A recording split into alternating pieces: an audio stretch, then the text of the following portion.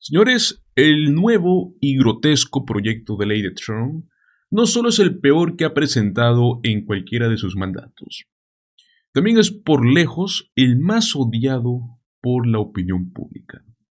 Los republicanos están tan incómodos con este desastre que muchos fingen no saber ni lo que votaron. O sea, están huyendo de sus propias decisiones. Pero hoy, amigos, tenemos noticias de última hora. Y es que uno de los republicanos más críticos con Trump, que es Thomas Massie, acaba de hacer un anuncio que ha dejado a Trump completamente descolocado y sin duda en pánico total. Vamos por el inicio. ¿Por qué es que es tan terrible esta ley? Jim Govern lo ha explicado con total claridad. This process, an abomination. Legislative malpractice. Final text of this bill came out less than 24 hours ago. We met in committee an hour after it was posted. And now we're here considering a rule that only allows for 1 hour of debate. This bill is within the jurisdiction of 12 different committees. 1 hour is ridiculous. And every minute we're finding out new things that were snuck into the bill. A tax cut for whalers, and now we're learning about a gambling tax. Republican leadership and the White House are jamming this bill down our throats. And for what? We are not on a deadline, no looming crisis. We're here because Donald Trump wants a 4th of July party to celebrate this garbage bill. He wants fireworks and flags and cameras, not for this country, but for himself. So he says, close your ears, close your eyes, and vote for this bill. Honestly, sounds more like a cult than a Congress to me. Some Republicans promised their voters no cuts to Medicaid, no new debt. Now they're flipping faster than pancakes at a campaign breakfast. The House passed it hoping the Senate would kill it. The Senate passed it hoping the House would grow a spine. Everyone is playing a game of legislative chicken, voting for a bad bill and thinking the other chamber will be the one to fix it. This is nuts. And Trump says, have fun and vote yay. Have fun gutting Medicaid? Vote yay on taking away food from poor families? Are you serious? This bill is catastrophic. It is not policy, it is punishment. Y es que este proyecto de ley se está forzando porque una vez más Trump quiere montar prácticamente una fiesta para sí mismo. Ya lo hizo antes, recordemos, arrasando las calles en Washington, humillando al país y a la Fuerza Armada en su cumpleaños. Hablamos de un desfile que costó más de $60 millones. Y ahora pues quiere hacer lo mismo para el 4 de julio, ¿no? Celebrando la aprobación del peor presupuesto de la historia. Amigos, este proyecto es un monstruo. Literal, Trump metió todo lo que pudo en un solo paquete y lo bautizó como el gran y hermoso proyecto de ley. Pero no tiene nada de hermoso en esto. Lo hizo así para que nadie pueda criticar estas partes específicas, sin que él pues quiera o pueda cambiar el discurso.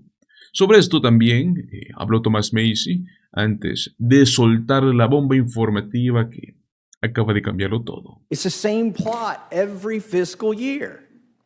What should we be doing? It's already been discussed. We should have done 12 separate bills. We should have done 12 separate bills. But again, whether Democrats are in control or Republicans are in control, we never do the 12 separate bills. Why do we always spend at least as much as we did last year, and why do we never cut spending?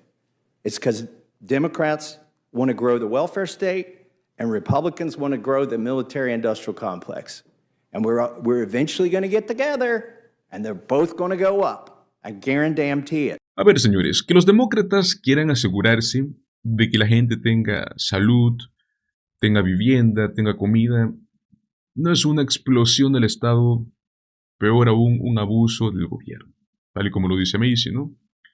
Pero lo que sí es cierto es que Trump está intentando meter a presión una ley llena de basura, que ni siquiera se preocupa por leerla. Están incrementando el déficit, están expulsando a millones del sistema de salud.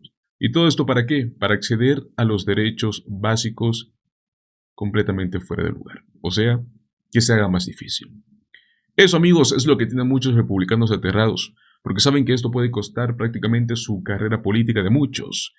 Ahora bien, Thomas Massie acaba de confirmar que tiene los votos para frenar esta ley. Así, señores. Veamos este anuncio que lo cambia todo. Thomas Macy le dijo a Politics que ya tiene un bloque de 10 republicanos que van a votar en contra del llamado Gran Proyecto de Ley. Todo esto después de que Trump pasara, ¿no?, días atacándolo, llamándolo como el congresista de tercera categoría y amenazando con impulsarle una primaria, ¿no? Como siempre, se puso a presumir que ganaron Kentucky 3 veces, pero bueno, nada de eso importa. Lo que importa es que ahora sus amenazas se le volvieron en contra. Thomas Macy, en vez de retroceder, al parecer decidió ir con todo y ahora está liderando, amigos, un frente republicano para tumbar esta aberración de ley. O sea, ya no tiene nada que perder. Trump lo atacó, lo expuso y ahora él le devuelve el golpe. ¿Todo esto por qué? Porque Trump quiere que esta ley sea aprobada como un regalo para sí mismo. Literal, amigos, para la fiesta del 4 de julio. No es por el pueblo, no es por el país, es por él, como siempre. Y claramente, también es por crueldad, señores, porque a esta gente le encanta hacer daño, ¿no? Es parte del show. Y lo vimos en este fragmento que lo dice todo. Alligator Alcatraz t-shirts. Fox gave Donald Trump another chance to sell more Alligator Alcatraz t-shirts. Just exactly what he went to Florida to do, exactly why he was there. It was as if the Fox reporter was on orders to make sure that that last question goes right to the point of why Donald Trump is sitting there. Now watch what Donald Trump does with that incredible gift from Fox, what he does with that chance. Watch what he does with the question that he wanted to get, a simple question. How long will these temporary structures thrown on a runway be here? How long will the detainees be here? Simple. Couldn't be simpler. Watch Donald Trump's repeated inability to understand that simple question. How about one more question? Okay, please, in the back. Dana Marie McNichol, Fox News Channel. Mr. President, is there an expected time frame that detainees will spend here, days, weeks, months? And does that have anything to do with the immigration judges you just spoke about being trained and staffed here? When you say, what was the first part of your question? Is there a specific time frame you expect the detainees to spend here? Days, weeks, months? In Florida? Yes, here at Alligator Alcatraz. I'm going to spend a lot. Look, this is my home state. I love it. I love your government. I love all the people around. These are all friends of mine. They know them very well. I mean, I'm not surprised that they do so well. They're great people. Ron has been a friend of mine for a long time. I feel very comfortable in the state. I'll spend a lot of time here. That's right. Donald Trump thought the question was, how much time are you going to spend in Florida? That's what a lot of 79-year-old guys get when they move to Florida. How much time are you going to spend in Florida? But the question was, is there an expected time frame that detainees will spend here? Days, weeks, months? The answer, the rest of the answer, gets even worse. I stopped it there to spare you hearing the actual sound of the banality of Donald Trump's creeping dementia and his cruelty. I'm going to read to you what he actually said. Here is what he continued to say in the wrong answer to that question. How long will the detainees be here? He said, I'll spend a lot of time here. I want to, for 4 years, I've got to be in Washington. I'm okay with it because I love the White House. I even fixed up the little Oval Office. I made it. It's like a diamond. It's beautiful. It's so beautiful. It wasn't maintained properly, I will tell you that. But even when it wasn't, it was still the Oval Office. So it meant a lot. But I'll spend as much time as I can here. My vacation is generally here because it's convenient. I live in Palm Beach. It's my home, and I have a very nice little place, nice little cottage to stay at, right? But we have a lot of fun, and I'm a big contributor to Florida.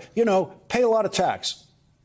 Let me just pause here for a second to note that the state of Florida has 0 state income tax, unlike the state of New York, which he left. So no, he doesn't pay a lot of tax in Florida.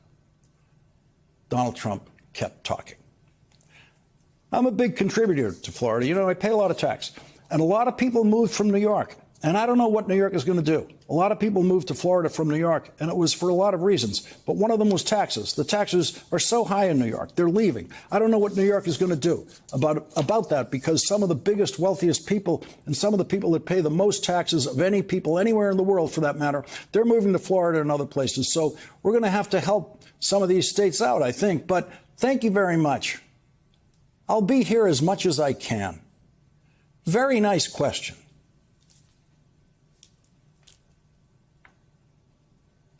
He's not there.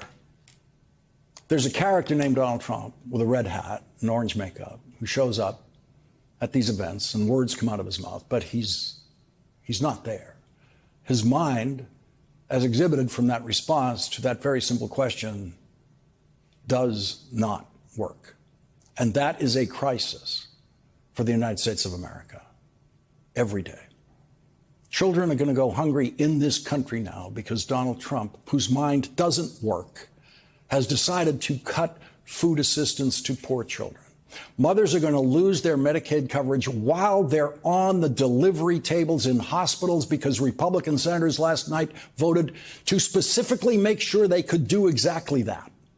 An amendment offered by Democrats to prevent Medicaid from being taken away from women while they're on the delivery table in a hospital having a baby. And Republicans voted to make sure that they absolutely could do that to any woman on Medicaid. To make sure they could take Medicaid away from any mother at any time before childbirth, during childbirth, or immediately after childbirth, and take it away from that baby who was just born. And so the legislative cruelty fest continues now, tonight, in the House of Representatives, and it looks the same. It looks exactly the same.